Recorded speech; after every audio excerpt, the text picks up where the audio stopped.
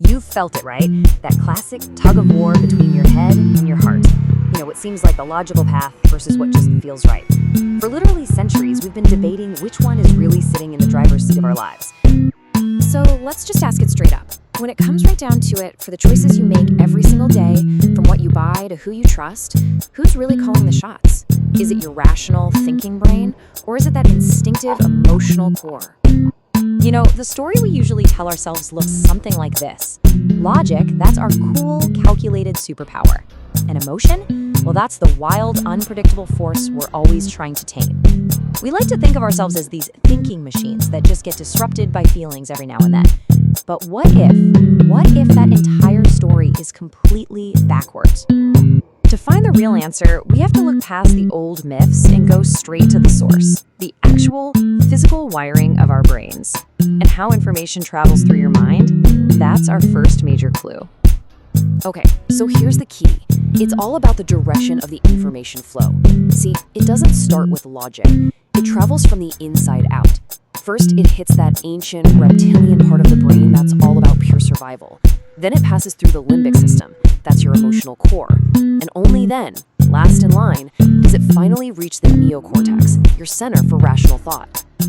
The legendary salesperson Joe Girard put it perfectly. Emotion gets a massive head start.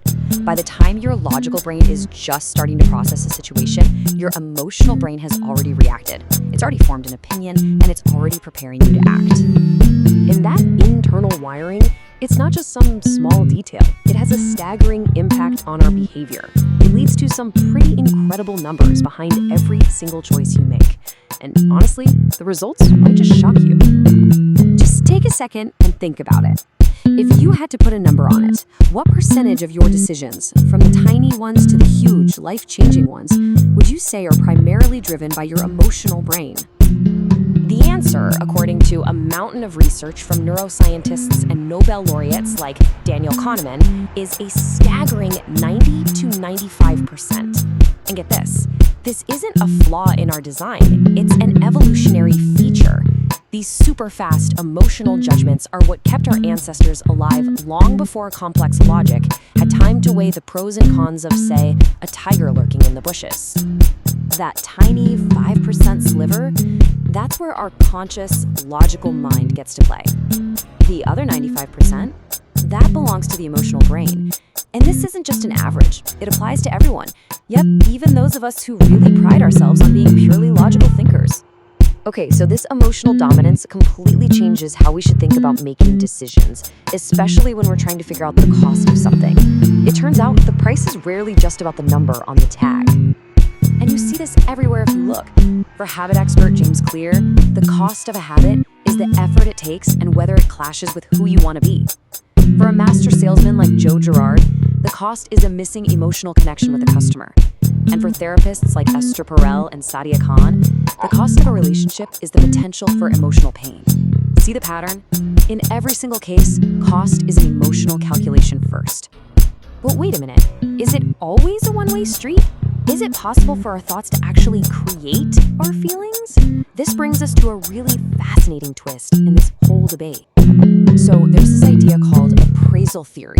And what it basically suggests is that our emotions don't just happen to us. Instead, they come from our cognitive evaluations, essentially our super fast, often subconscious judgments about what's going on. So here's the tension. Appraisal theory suggests a thought can trigger a feeling. But all that hard neuroscience we just looked at shows that deep in the brain, feeling often comes way before conscious thought. So which one is it? Well, the most accurate answer is that it's not a competition. It's a partnership. Our thoughts can influence our feelings, and our feelings absolutely shape our thoughts. It's this constant dynamic feedback loop where logic and emotion are just fundamentally intertwined. So, where does all this evidence leave us? It points to a really profound shift in how we should see ourselves. It's time to throw out that old model and embrace a new, much more accurate reality. Let's be super clear about this. The old idea of being a logical robot that occasionally gets interrupted by messy feelings is just fundamentally wrong.